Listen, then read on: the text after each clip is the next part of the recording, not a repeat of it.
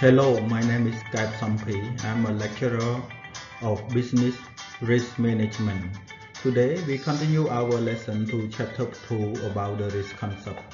But before we continue our lesson 2, I take the opportunity to review on the chapter 1 that we have studied together.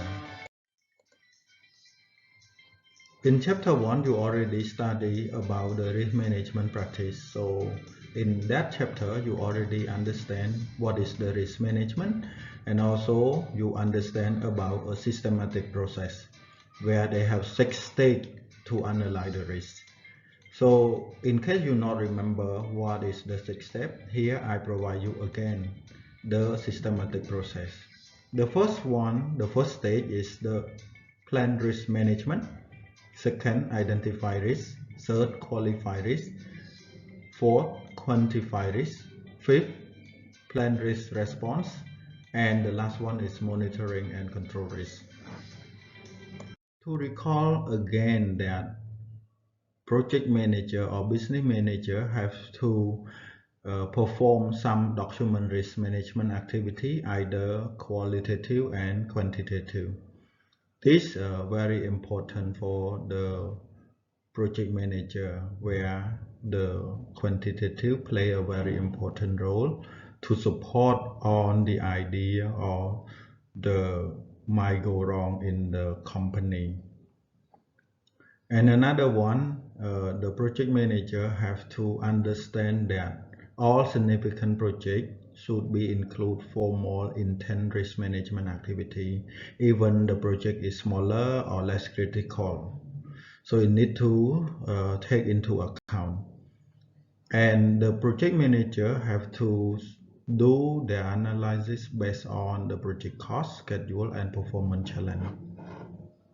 For the key takeaway in chapter 1, I already explained to you about the risk management is essential for every project and business. And secondly, risk management should be a systematic process. And lastly, all the projects should have some document risk management activity. So let's start in chapter 2, shall we? Okay, now before we have profound study on the risk management, I want to explain to you about the definition of the risk concept.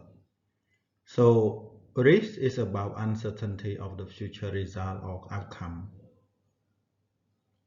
And risk can have a positive and negative effect on the objective. So when you talking about the risk, it's about the past, about what is already happened in the past. But for the uncertainty, it's about unknown outcome in the future. So risk and uncertainty are sometimes used interchangeable, but this term is not the same. It depends on how you want to express about the risk.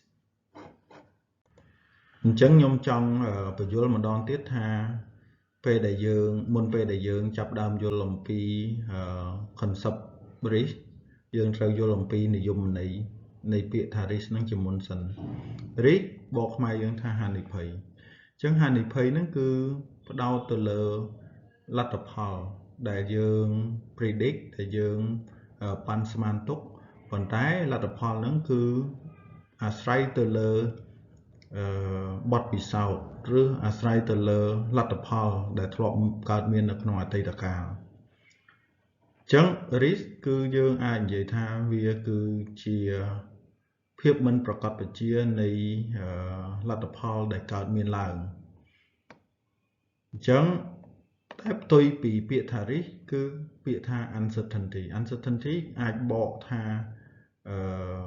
ភាពមិនប្រកបវិជ្ជាដែរដោយសារតែភាពមិនប្រកបវិជ្ជានឹងហើយទៅបង្កើតបានទៅជាហានិភ័យ ប៉ុន្តែភាពមិនប្រកបវិជ្ជាគឺវាមាន definition មួយយ៉ាងច្បាស់ថាភាពមិនប្រកបវិជ្ជាគឺសំដៅទៅលើរឿងដែលនឹងកើតនៅក្នុងអនាគតហើយដែលយើងមិនអាចដឹងពីវាមុនឧទាហរណ៍ថាយើងទិញផ្ទះចាស់មួយយកមកធ្វើការជួសជុលឡើងវិញដើម្បីដាក់ជួលប៉ុន្តែយើងអត់ស្គាល់ពីប្រវត្តិនៃផ្ទះហ្នឹងទេតែយើងអាស្រ័យទៅលើបទពិសោធន៍អតីតកាលរបស់យើងថាបើសិនជាយើងទិញផ្ទះចាស់ហ្នឹងយកមកប្រើយើងអាចចំណេញយើងអាចជួលបានច្រើនប៉ុន្តែនៅពេលដែលយើងចាប់ផ្ដើមជួសជុលចៃដន្យស្រាប់តែវាមានកើតរឿង accident អីឧទាហរណ៍ថាផ្ទះហ្នឹងត្រូវយើងដំទៅវាអាលុំវាខូចខាតដូចជាដើមអញ្ចឹងធ្វើឲ្យកើតនៅចំណាយបន្ថែមរយៈពេលនៃការជួសជុលក៏កើតមានកាន់តែយូរអញ្ចឹងវាបង្កទៅជាហានិភ័យអញ្ចឹងនៅពេលណាដែលរឿងដែលកើតឡើងនៅអនាគតដែលយើងមិនអាចផាន់ស្មានទុកជាមុនគេអាចហៅវាថា uncertainty អញ្ចឹងពាក្យថា risk ហើយនិង uncertainty ហ្នឹងជួនកាលគេប្រើជំនួសឲ្យគ្នាទៅវិញទៅមក So risk is defined as the accumulative effect of the probability of uncertain occurrence that may positively or negatively affect project objective. This definition provided by Watt in 2008.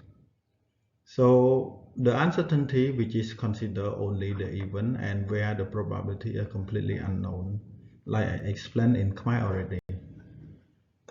Okay, now you understand about the risk and the uncertainty. So let me remind you again that risk is about the past experience that already happened, and uncertainty is about unknown future. So what is risk? Risk is a situation where an event may happen and the frequency of the occurrence can be evaluated based on 1. Probability distribution of the past occurrence or environmental consideration. Now we go to the word risky. Risky or high risk. By the term of risky, you can understand that the event happen might have a strong impact on the business or on the project. So the project manager need to understand the potential effect result from the incident happen or the incident not happen. So you might ask the question that what happened to the business or the project when there's a risky situation happen? Or you can ask the same question that if your business run properly and the problem is not happen, what will the effect on the business as well? So by have a consideration on these two questions, it requires project manager or business manager to have their own judgment on the business, on the event happen. Okay. Here I want to give you an example on the airline business. So do you know airline business? It's about having passenger travel around the world. So is this business is risky? You can answer yes or no. Yes, because when the plane crash, no one is alive, and your company will lose a lot of money and also the reputation. But if the plane is not crashed, plane is running normally, so you might have another risky situation.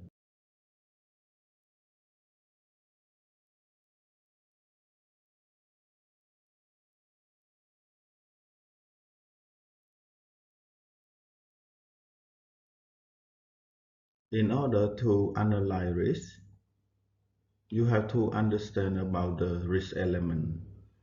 So in this element, there are three elements that you have to understand. The first one is event, second probability, and the last one is the severity or the impact. So what is the event? Event is the description of the risk as it may occur. Event description are crucial because that contain all the information. And as the rule, risk event should be described in full sentence. Otherwise, you will lose some information where you cannot analyze the risk properly.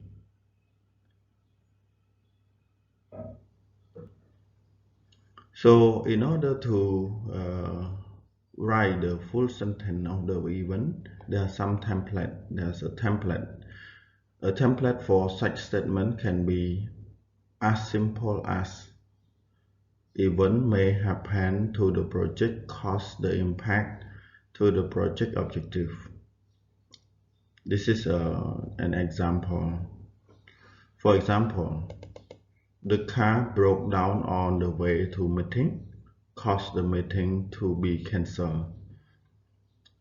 It impacts on the future relationship with the stakeholder. So such a consistent approach to risk definition afford a much easier journey through the remainder of the risk process. For the probability, is about how often the event happen. So when the event happen, you might ask the question, how badly could risk hurt the objective? So you can use the statistic data and probability theory to analyze, to determine the variable of the event. So because of the project or the business happen only one in this world, so the outcome of the project will be different. And because you cannot compare the project with other project, you might not have enough data to do. However, you can use the similarity of the project in order to analyze the current project.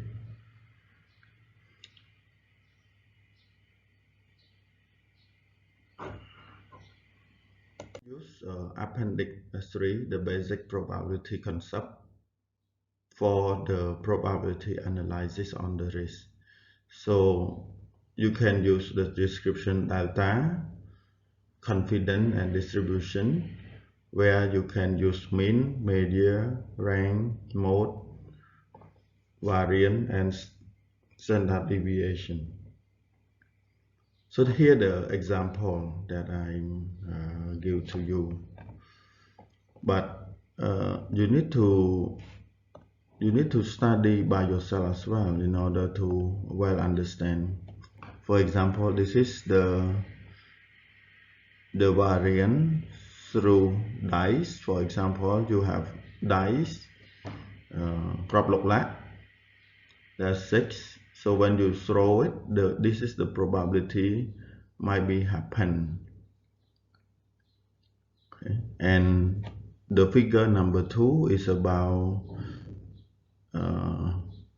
the normal distribution. So you can use the mean and the frequent occurrence. So frequent occurrence here. So here is the level of confidence that you might use. Okay, and the last one is the decision tree analysis. So you can use this based on how you combine the project together. Okay. Now we come to the last element is severity, or you can say that the impact. So in order to analyze the risk, you can do the probability based on the event happen, and you also have to do with the consequence or the impact. So by combination between these two, the probability and the severity, you can have 5 quadrants of the risk. For example, you have the probability of occurrence is low and the consequence is low. You create low risk. And if the consequence is become high and the probability is also high, you create a high risk. And if you have a low probability but the impact might happen strong, so you create the increasing risk, like the airplane example.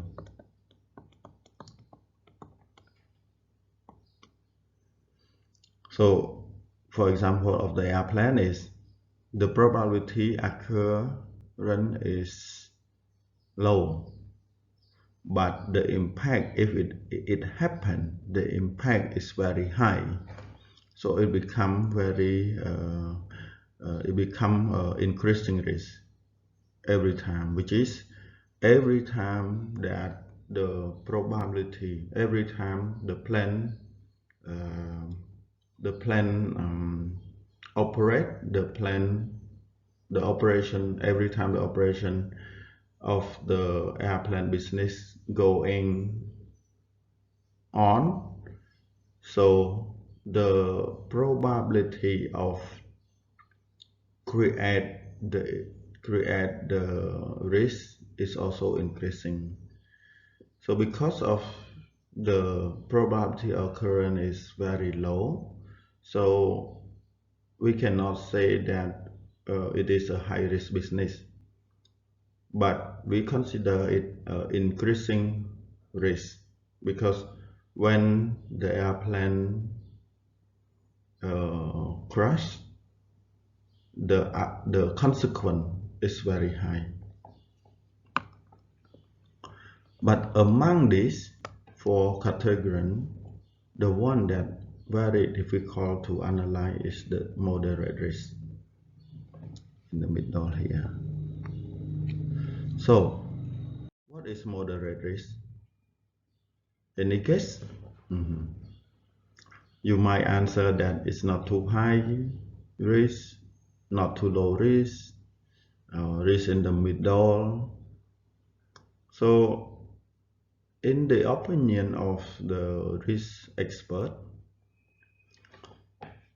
moderate risk is very difficult to judge, because from the experience of the expert, they might have different perspective on the moderate risk based on their background.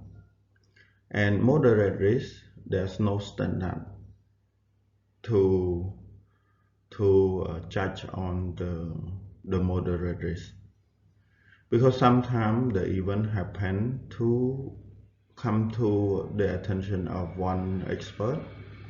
They might think that that risk is moderate risk, but the same risk happen in other business under different judgment of the other expert. He might consider that risk is a high risk.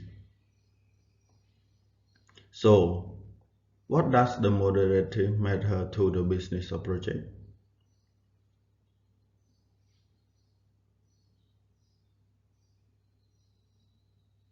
It's very difficult to answer this question.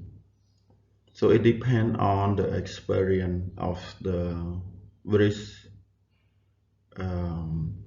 risk assessor. So here the homework that I want you to do. You can go to a Google Classroom that I mentioned in earlier video and go to download this homework. Because I already upload there, you need to read the appendix number C, and you have to read it and then try to understand the formula and write the formula in your journal. For example, the mean, the median, rank, mode, variance, and standard deviation.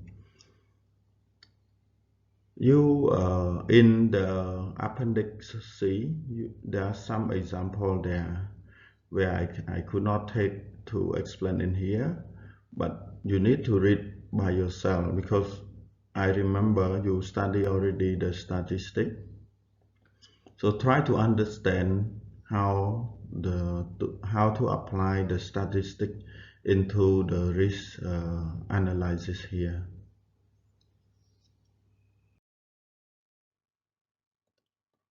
Okay, now we continue our lesson to risk attitude and risk appetite.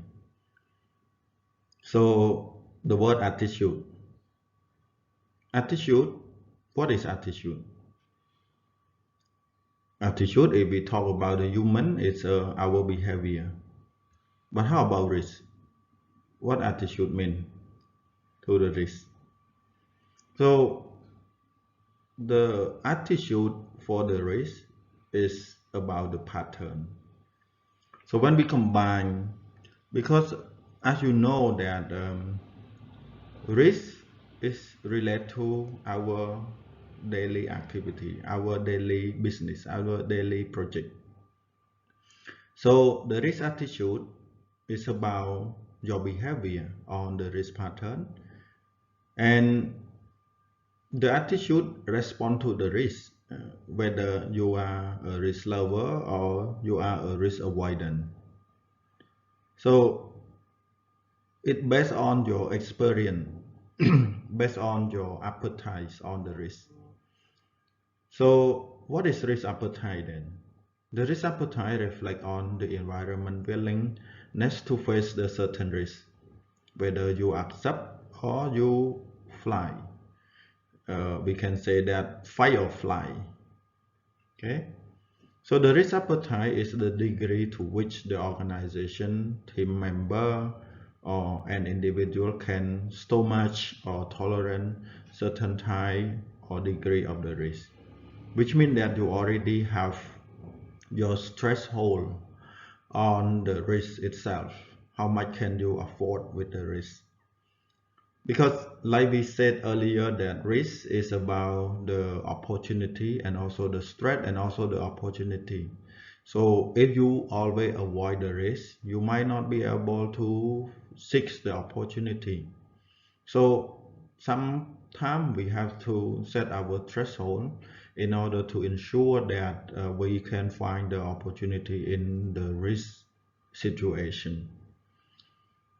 So while the risk can be a driven force in terms of organizational behavior and overall willing to take the certain risk, the ultimate determinant is about the risk attitude. So like I said, everyone have their own attitude on the risk. It depends on their experience. Now we go to a classification of the risk. So the classification of the risk is primarily rooted in the process or delivery of specific product or service at a specific time for a specific cost. So here you see the word delivery, a specific product or service, at a specific time and specific cost. So what if you do reverse with this? For example, you cannot deliver a specific product or service to a certain customer, or sometimes you produce your product or service, but you cannot make it on time. What will the customer respond to your company? Or sometimes internally, if you promise with the customer that you will deliver a certain product or service with a certain time, you hit this too, but the environment change, the environment change, the cost of material to produce the product or service increasing, you will also incur the costs as well. So the root of the risk will be come from time and cost. So what the risk manager or business manager do when they plan the risk? Usually they add some more costs, predict more costs might be happen, and sometimes they ask for the slack time, more time, in order to minimize the chance that they cannot provide the service on time. So when they cannot meet of the criteria from the company to the client, it become a risk. So, but however, sometimes when you increase more time, you increase more cost, but the reality of the project is not realized. So you also face another risk, which is you allocate the resource not properly. So that's why there are some risks that original cost schedule and performance goal was unattainable, unrealistic, or conflicting. Because there's a conflict before they start the project, because you unexperienced. So when you create this scenario, you become more vulnerable to the risk. So now we continue our lesson to the risk facet. Risk facet, there's 5 categories of the risk facet. One is technical, secondly programmatic, third supportability, fourth cost, and the last one is schedule. Now let's study about the technical. In the technical, it relates to performance. Here I provide you some information about the technical. Actually, you have to take some time to study on the appendix B, where you have to read it and study about the appendix B. It's about the resource. You know, the resource here is it's the root, the original where the risk happen. Okay, so when you study about the resource, you will know where the risk have been created and from which factor. So the resource will focus on cost here, project itself, schedule, and the technical. So when you study, actually in the appendix B, there's a lot more information. So after this session, you have to go to the Google Classroom to download the appendix B to read more. So here I give you a few examples on the resource. But remember, resource is not risk category. But because of the resource, it will help you to identify risk more easier. Okay, like I said, resources are where the risk originate, and with the resource you can identify and define other risks, and it will help you to facilitate development for the risk breakdown structure. So you already know about the breakdown structure, where you will see the project from A to Z to understand it clearly. So for example here, capacity risk. So capacity risk is considered as a technical, and the common of the capacity risk is the lack of facility and tool to produce a desired rate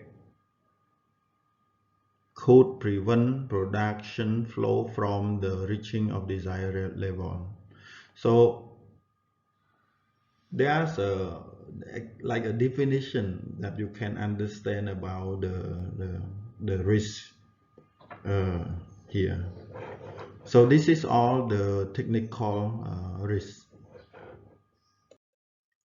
So here the homework, you have to read the appendix B to understand the technical risk, and then write your reflection in the journal. This is a homework, okay? You have to write it and go to Google Classroom like I mentioned in the previous video, and download it and then read it and submit it into the Google Classroom, and also submit it to the Telegram of your shift, your study shift as well. Okay, now we continue to the programmatic risk. So as you can see here, the word program.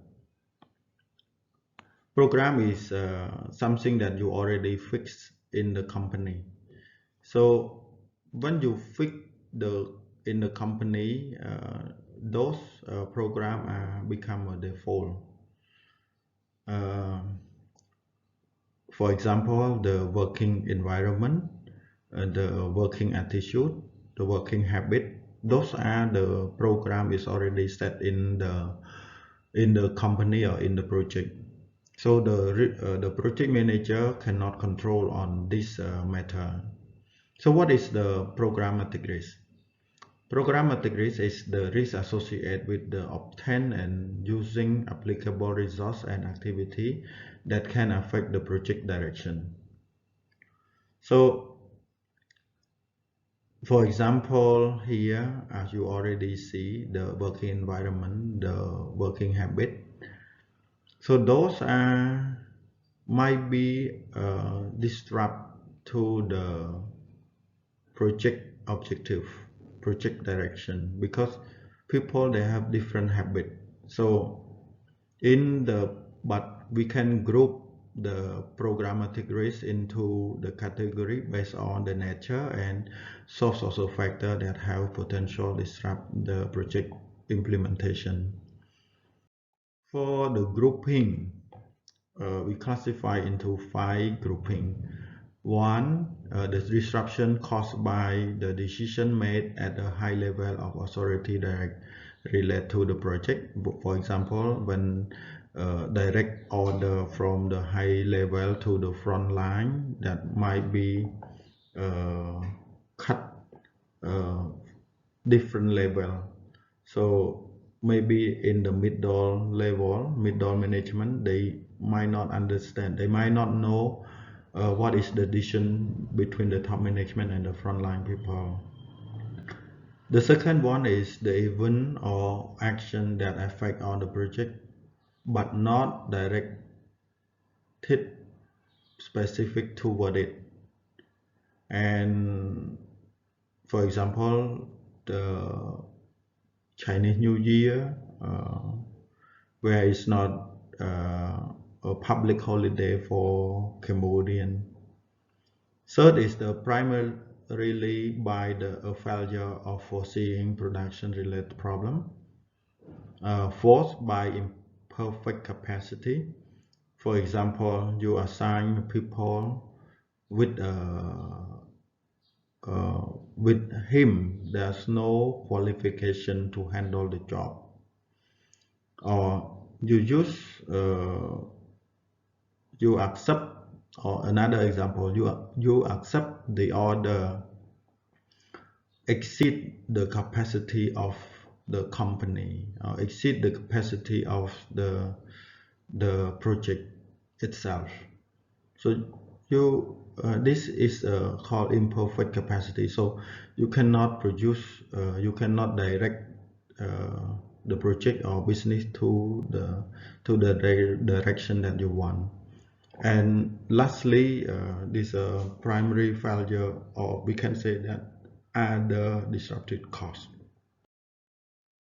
Supportability risk. Supportability risk is the risk associated with the building and maintaining system or process that are currently being developed or that have been developed and are being deployed. So it's about the administrative work. It's about cooperation in the company. So it's about all this kind in order to support the sustainability of the project. So supportability risk can be technical and also can be programmatic.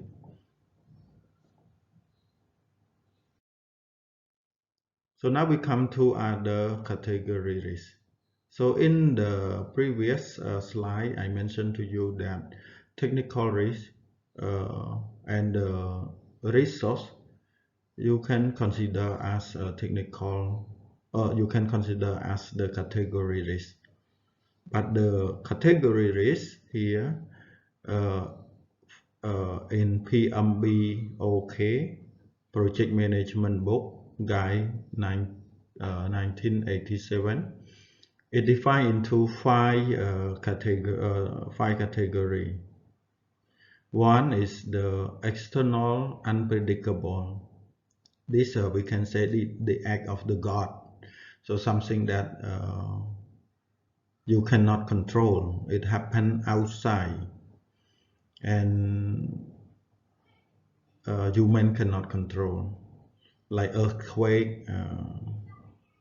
For another one is external predictable, something that human can control, human can understand. For example, the financial market fluctuation, competitive shift, inflation, etc.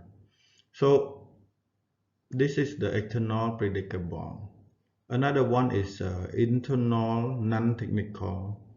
For example, the procurement process delay, senior staff change, poor management resource coordination. So here I want to emphasize that the internal non-technical is about the bureaucracy. It's about admin procedure. So if something happened because of the admin, the procedure is risk happen from the source of the risk happen from there. It's called internal non-technical. Another one is called technical. It can be technology shift, quality demand change, productivity limitation, operational demand change, etc. And lastly is legal. It's license change, patent litigation, customer lawsuit, etc. But in 2000 guidebook, they changed the risk category, and this only 4 category. The some part are combined together, and this guide 2000, it's much easier to understand. They categorize into 4, which is the technical quality and the performance. Will based on the higher performance goal, technology shift, platform change, new industrial standard, complete technology, unproven technology. And then it go to the project management. If the risk happen by poor time allocation, poor budget planning, and poor resource allocation or poor project planning, it will consider as the project management risk. Another one is called organizational risk, where the weak of infrastructure, unclear organizational objective, extraordinary organizational resource conflict, and shift funding availability. So the last one is external, where you might be very familiar with. Those are legal change, shift customer goal, natural disaster, and the regulatory shift. Risk management perspective. So when talking about risk management perspective, you have to see through two perspectives as a project manager. First one is you see the short-term perspective, and also another one is long-term perspective. So for the short-term perspective, you might consider on managing risk related to satisfy the immediate need of the project. And for example, this is the performance level I need to achieve today, and how are the contractor managing to achieve this. So for the long-term perspective, you will oversee on the successful long-term sustainable project outcome. So you might consider that what can I do today to ensure that the project in the end will be success. So, but you need to consider this too, like in your brain there's two functions. One is system 1, another one is called system 2. System 1 is deal with the short term, system 2 is deal with the long term. So when come to think in the risk perspective, it's the same. You have to think in the short term to deal with the daily activity, and the long term is the long term goal that you want to achieve. So in order to achieve the long-term perspective, you might introducing engineering issues to support the project, and also you might consider introducing the design earlier in order to ensure that the outcome will be the same as you projected. So, however, between the long term and the short term, you cannot separate it from each other, because the short term will work in order to support the long term. Okay?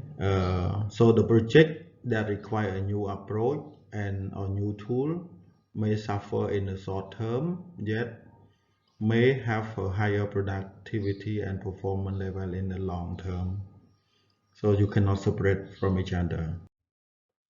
For example, here, in order to ensure that the project will be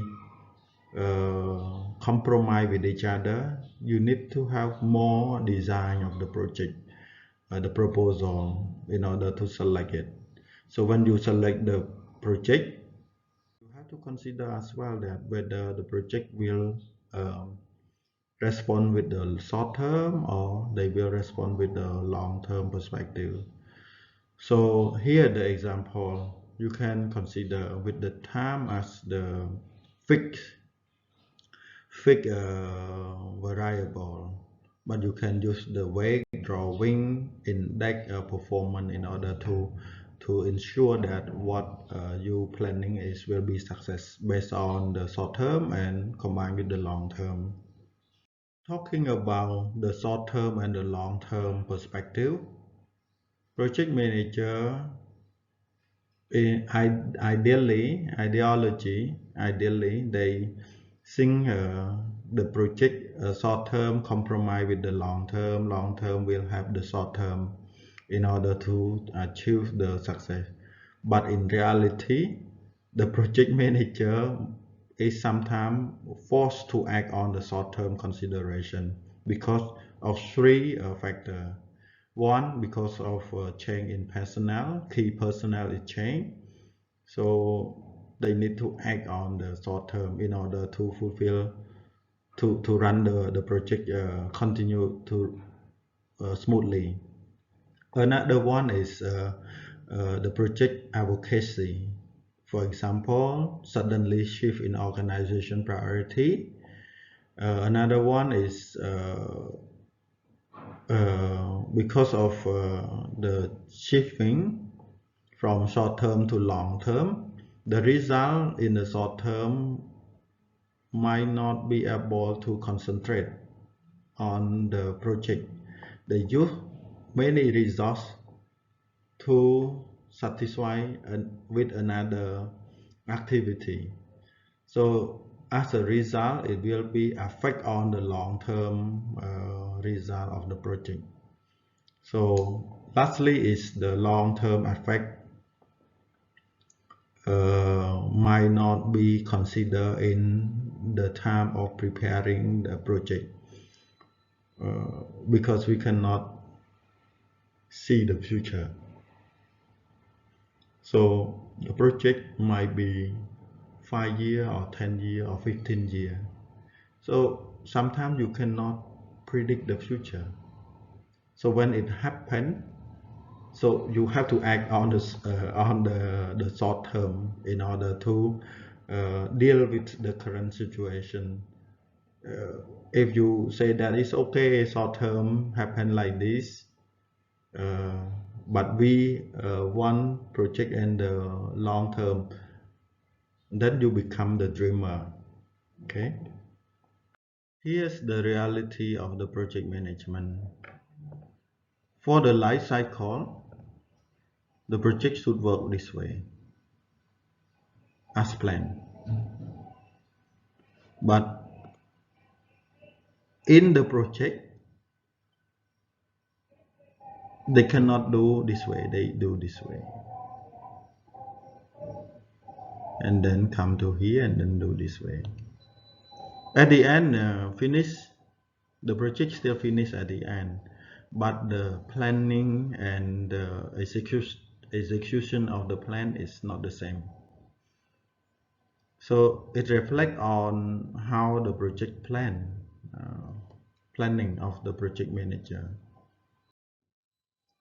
So in order to ensure that the project might meet the plan and the actual, they need to do the day-to-day operation risk assessment.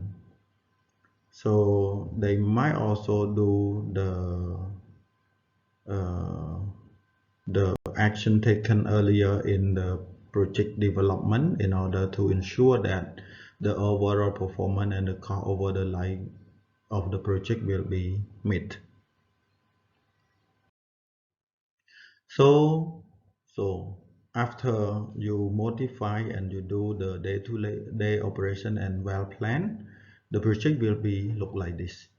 So for the milestone from research and development stage, you will use about the cost about 10%, and then from year 4 to year 3 to year 4 about the production, you might use about 30%, and then it will be finish the life cycle of the project here. Okay, and the 60% of the cost will be used for the operation and the support. And then it becomes the life cycle cost, LCC. Okay. In summarize, as you can see from in this chapter, that in order to consider, in order to analyze or assess the risk, you need at least three components. One is the probability, second is the impact, but you need the most is the risk event. Without event, you cannot analyze the risk. And then you do the rating on the risk based on the strict guideline. You also have to see the risk have a multiple way to categorize the risk. You can use the risk source in order to analyze, to identify the risk, or you can use a risk category. And lastly, when you do the risk analysis, you have to think short term and long term. Okay, thank you for your attention. I will see you again in chapter 3. Please don't forget to do your homework and submit it into the Telegram and also into the Google Classroom as I mentioned.